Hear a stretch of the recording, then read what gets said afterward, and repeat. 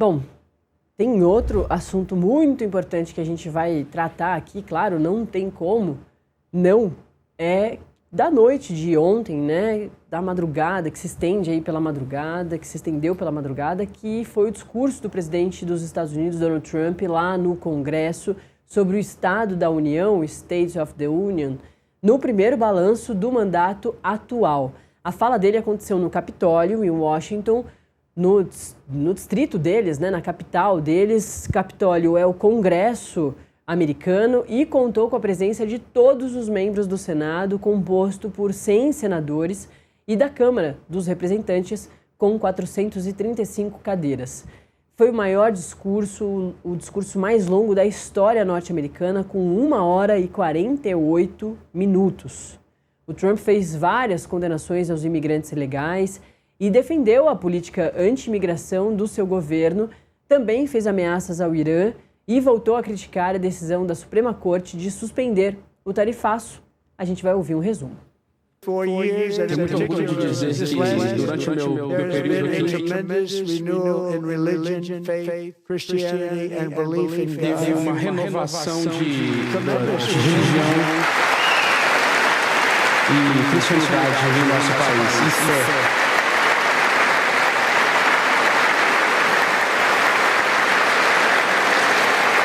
This is especially true among young people, and a big part of that Isso é especialmente verdade entre pessoas jovens. my great friend Charlie Kirk, great guy, great guy.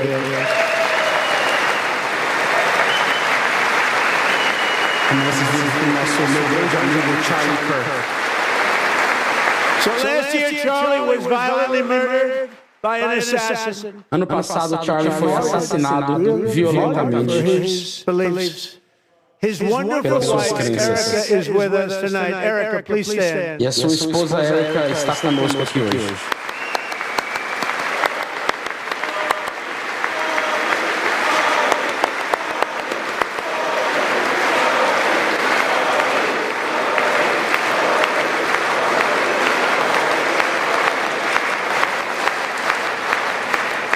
Thank you, Erica.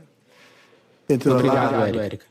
In Charlie's memory, we must all come together to reaffirm that America is one nation under God, and we Nós must devemos reafirmar que a América violence of any kind. é uma Nesse ponto específico, né, ele fala sobre o youtuber que foi morto, né, da extrema-direita, o Charlie Kirk, num atentado, né, numa faculdade, enquanto ele começava uma turnê de palestras sobre a extrema-direita. Ele fala ali, né, faz o aceno à esposa dele, do Charlie Kirk, que estava ali. Vamos conversar com o internacionalista Roberto Goulart sobre o discurso todo. Teve quase 2 horas, mas tem pontos muito importantes que a gente precisa destrinchar, por isso que o professor está aqui com a gente. Muito bom dia, professor. O presidente Donald Trump defendeu, então, a política anti-imigração, criticou os imigrantes. Vale lembrar que a política anti-imigração dos Estados Unidos ultimamente matou 2 americanos através do ICE. Esse é dos pontos que mais tem sido criticado o governo do presidente Donald Trump. Falou de Irã também, falou de Venezuela, disse que é amigo da Venezuela agora com essa Venezuela atual, depois deles fazerem toda a intervenção que eles fizeram para capturar o Nicolás Maduro, e trouxe outros pontos, como, por exemplo, a crítica ao próprio Supremo, né, o Supremo dos Estados Unidos, com a derrubada ali do tarifaço que ele impôs ao mundo todo. Queria que você resumisse, professor, esses pontos mais importantes aí do discurso do presidente Donald Trump. Bom dia. Bom dia, Natália. Um prazer falar com você e toda a sua audiência. Natália, esse discurso chamado Estado da União, ele é focado mais nos temas domésticos, né? Então, Trump falou de economia, ele disse que a economia vai bem, que os Estados Unidos vivem uma era de ouro, que agora está tudo em ordem, que o país estava uma bagunça, que os democratas deixaram tudo, podemos dizer assim, de pernas para o ar, e que o Trump e o seu governo, claro, que estavam colocando em ordem e o país agora já era mais seguro, que agora o mundo todo deseja os Estados Unidos, que os Estados Unidos são prósperos, e um discurso também fortemente marcado pelo ufanismo, né, em vários momentos, né, marcado também por destilar o ódio contra os imigrantes, como você destacou em relação ocupou participou em vários momentos do discurso dele, né?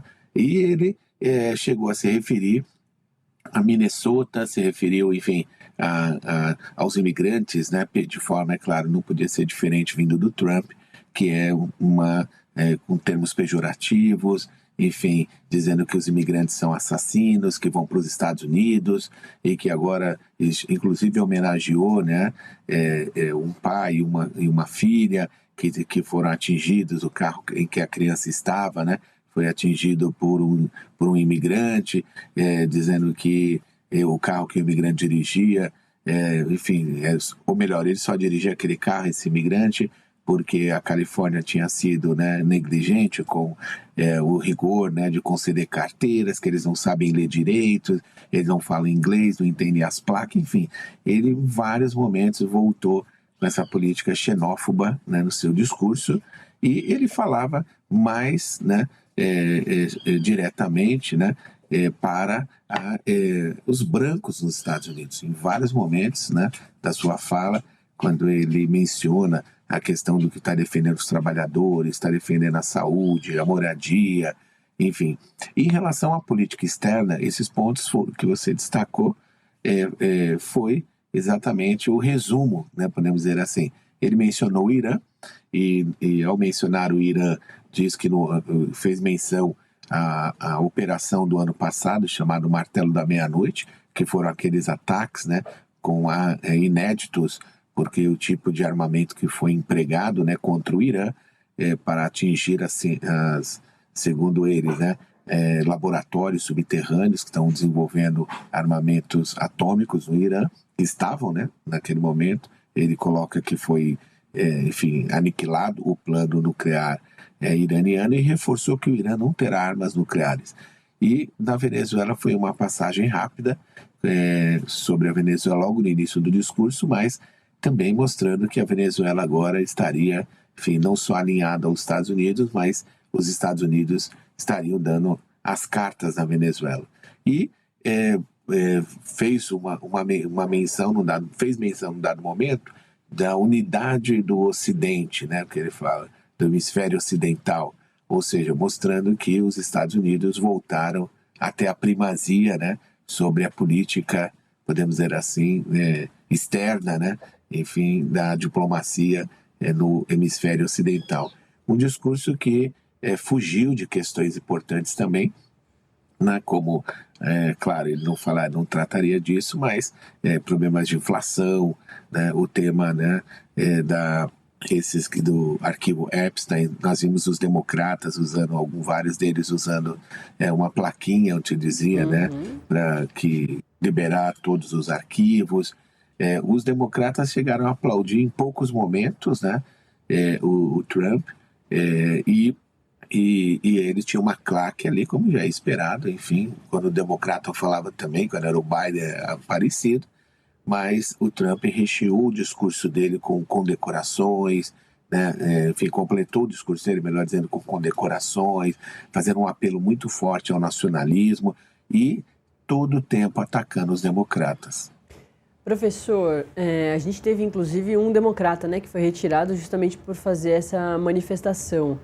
Acho que é importante da gente reforçar a importância desse discurso, né, que todos os presidentes americanos fazem. Essa questão dele fazer esse discurso de quase 2 horas é o discurso mais longo da história, desde que ele foi criado. Acho que também é importante da gente falar, porque esses últimos discursos do Trump, internos agora, né, e também externos, quando ele vai à ONU, quando ele vai a outros eventos, ele tem feito esses discursos sem o script que ele já fazia, mas parece que estão cada vez mais longos, prolixos.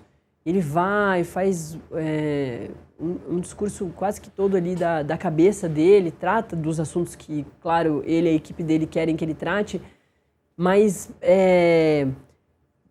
parece que tem um método ali atrás, uma estratégia para fazer esse discurso tão longo, esses discursos tão longos. Queria também que o senhor analisasse esse ponto do recorde de tempo desse discurso e por que é um discurso tão importante que os americanos ficam tão atentos. Natália, você destaca bem, né, chama a atenção a duração, né, do discurso. Geralmente ele dura 50 minutos, 1 hora, e Trump parece que confundiu, né, o Estado da Nação com uma convenção do Partido Republicano, onde ele citava os amigos dele, ia destacando um, outro, e ele ia passando pelos temas principais ali, inflação, né, emprego nos Estados Unidos, a questão da saúde, ele menciona 2 ou 3 vezes a saúde, e ele no discurso, ele digamos assim, ele pincelava rapidamente alguns pontos, mas ele não mostrava, de fato, os números, não mencionava, né, mostrava no sentido de fazer referência aos números, embasar o que ele estava falando, né? Porque o Estado da Nação é o discurso em que ele presta contas, né, ao Congresso.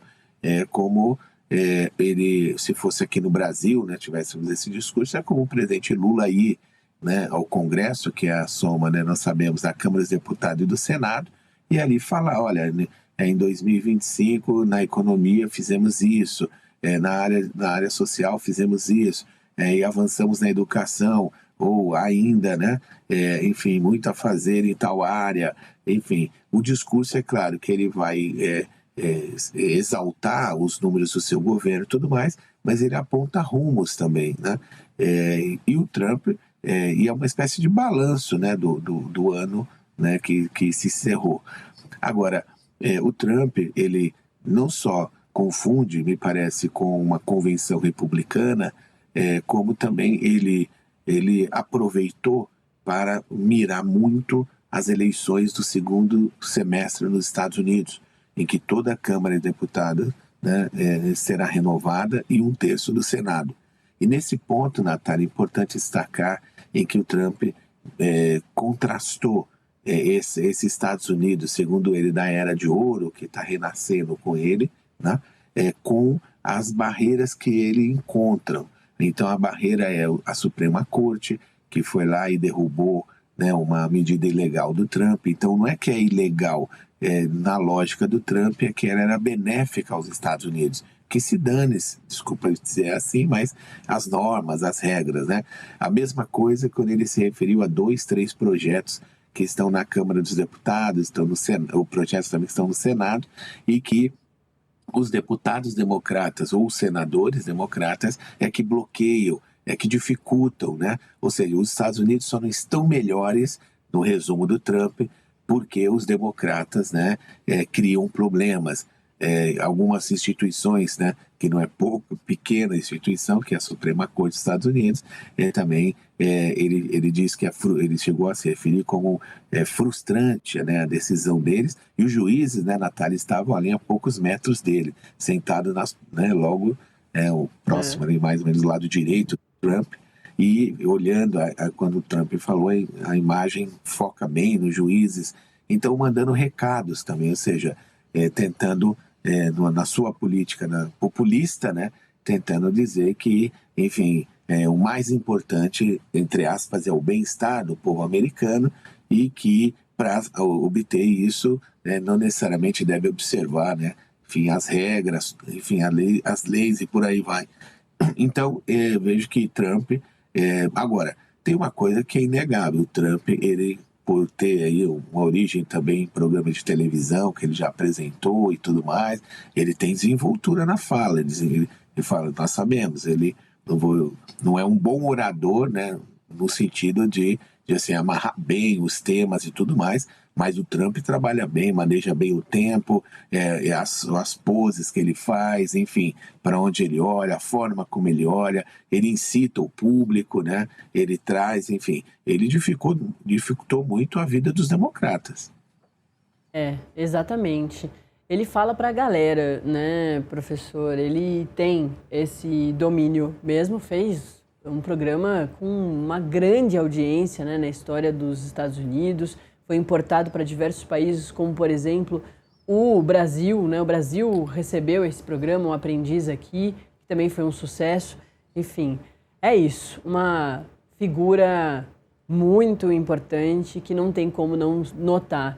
Professor, a gente poderia ficar aqui falando mais um tempão, mas o jornal está cheio de assuntos importantes, tão importantes quanto, Então eu já vou liberar o senhor, mas muito obrigada, o internacionalista Roberto Goulart, que está sempre aqui com a gente, falando muito ultimamente de Donald Trump, né? Porque não tem muito como não. Valeu, professor, bom dia. Obrigado, Natália. Vamos seguir aqui aí falando dos nossos